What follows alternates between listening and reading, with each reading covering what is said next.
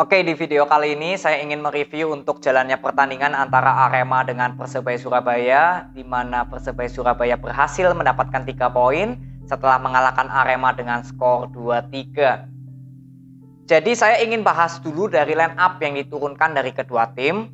Yang cukup menarik untuk saya, dari line up Arema FC, ini menurunkan Arkan Fikri, Adam Alis, dan juga Randy Karama.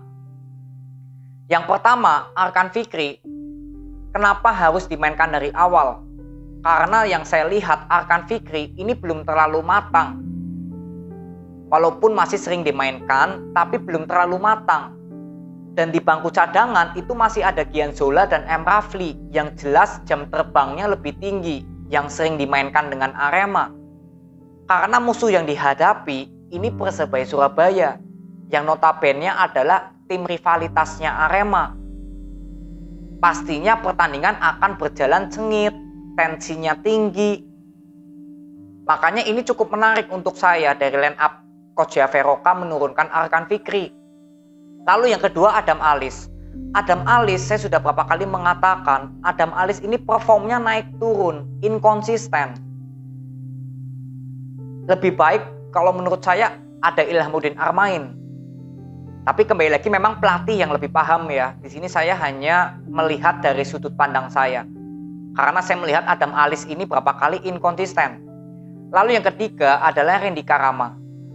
Di sini Randy Karama kalau dimainkan karena Johan Alfarisi cedera, itu saya masih bisa masuk akal ya.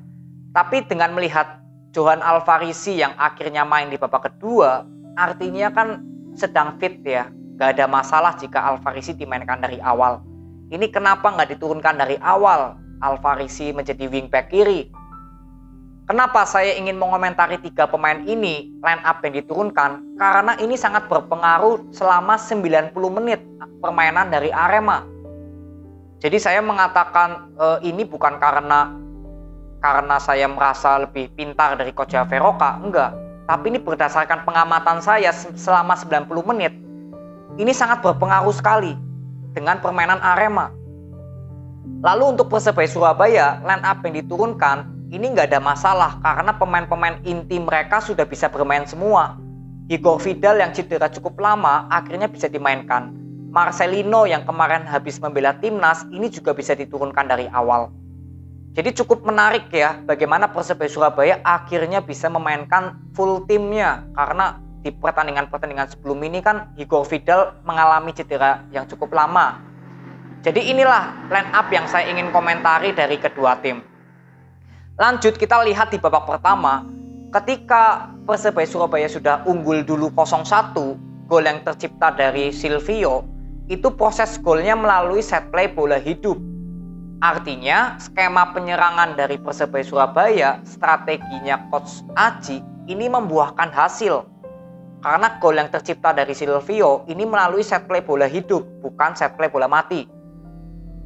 Lalu gol kedua dari Leo Lelis itu baru melalui set play bola mati, yang artinya saya nggak perlu mengomentari karena itu kan dari servisnya Igor Vidal lalu bisa di-heading oleh Leo Lelis. Tapi yang saya lihat di sini memang ada sedikit kesalahan dari Maringa, yang di situ terlihat Maringa ini masih ragu-ragu antara ingin meninju bola atau tidak. Jadi ketika bola berhasil di-heading oleh Leo Lelis, posisi Maringa ini sudah sedikit maju karena sudah ingin meninju bola walaupun akhirnya nggak jadi. Jadi gol tercipta dari Leo Lelis, saya melihat masih ada faktor kesalahan dari Maringa yang ragu-ragu ingin meninju bola. Nah, ketika Persebaya Surabaya sudah unggul 0-2, di sini saya melihat skema permainan dari Arema ini sudah mulai terlihat nggak berjalan. Ini yang saya katakan dari line up yang diturunkan tadi. Arkan Fikri akhirnya diganti di menit ke-38 oleh Dedik Setiawan. Itu karena apa? Karena nggak bisa perform. Berapa kali terlihat gampang diantisipasi oleh Nur Hidayat atau Alwi. Lalu Randy Karama di babak pertama ini berapa kali telat untuk melakukan overlap untuk membantu serangan Arema dalam melakukan serangan. Lalu Adam Alis dari 45 menit hanya menciptakan 1 peluang yang kena tiang. Lalu sisanya, passing-passingnya atau ketika membawa bola skill individunya, itu nggak membuahkan atau menciptakan peluang gol.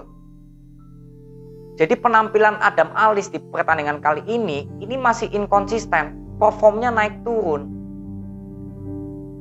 Nah, walaupun babak pertama akhirnya Arema FC bisa menyamakan kedudukan menjadi 2-2, tapi 2 gol yang tercipta itu melalui bola mati semua. Satu melalui corner kick, satu melalui penalti. Artinya skema penyerangan dari Arema FC di babak pertama ini nggak membuahkan gol melalui skema bola hidup, skema penyerangan. Karena saya melihat ketika ketertinggalan 0-2, Arema FC ini bermain seperti oportunis, nggak menerapkan strategi dari Coach Javeroka. Makanya berapa kali Coach Javeroka terlihat ketika tertangkap kamera itu menginginkan pemainnya lebih sabar, jangan terburu-buru dalam melakukan penyerangan karena terbawa emosional. Jadi permainan dari Arema cenderung lebih oportunis, nggak memakai skema lagi. Makanya yang menjadi pertanyaan saya, semoga di babak kedua Coach Javeroka bisa memberikan evaluasi dulu ketika halftime bahwa Arema harus bisa bermain dengan skema lagi, jangan terbawa dengan suasana emosional.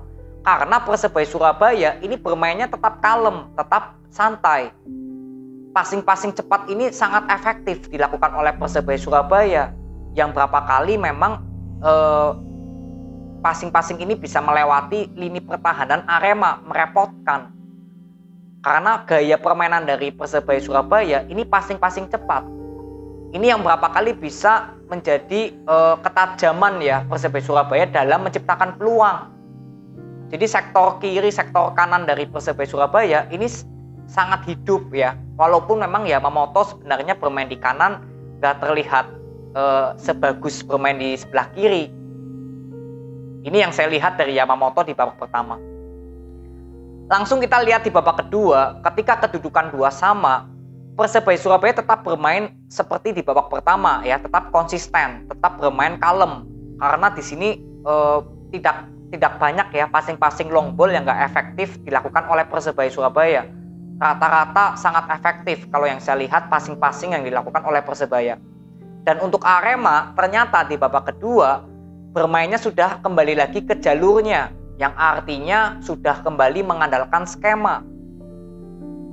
Nah, ketika Johan Alfarisi akhirnya bermain menggantikan Randy Karama, lalu Adam Alis diganti oleh Irsad Maulana, lalu akhirnya Renzi bermain. Ini yang saya katakan bahwa ketika pemain-pemain inti dari Arema FC bisa dimainkan, terlihat bahwa Arema FC dalam melakukan skema penyerangan lebih banyak menciptakan peluang. Walaupun di sini Persebaya Surabaya sempat mencetak gol dulu melalui Yamamoto ya, untuk kedudukan Persebaya menjadi 2-3. Tapi artinya permainan dari Arema dengan memainkan Alfarisi, Renzi, lalu ada M. Rafli, ini terlihat lebih berjalan dibandingkan di babak pertama. Ya, inilah yang saya bilang line up yang diturunkan dari Arema, dari Coach Javeroka, ini sangat berpengaruh ke 90 menit. Karena di 20 menit terakhir, Arema FC baru bisa menemukan permainannya, baru bisa menemukan skema penyerangannya yang bagus. Karena terbukti menciptakan banyak peluang selama 20 menit terakhir. Dan di sini Persebaya Surabaya ketika sudah unggul 3-2, memang bermainnya lebih slow ya, lebih bertahan lah kalau boleh dibilang. Jadi Dendi Maulana bermain, lalu Andre juga dimainkan. Jadi Persebaya Surabaya di 20 menit akhir hanya mengandalkan counter attack. Nah, disinilah saya lihat bahwa kreativitas penyerangan dari Arema ini lebih berjalan lagi. Alfarisi berapa kali bisa mengirimkan umpan yang berbahaya ke sektor tengah dari pertahanan Persebaya. Lalu Alfarisi sudah menciptakan 2 peluang ya, melalui tendangan yang kena tiang, lalu headingan yang kena Satria Tama. Jadi inilah pentingnya bahwa line up yang diturunkan ini bisa menjadi faktor untuk menentukan skema permainan dari Arema bisa berjalan atau tidak.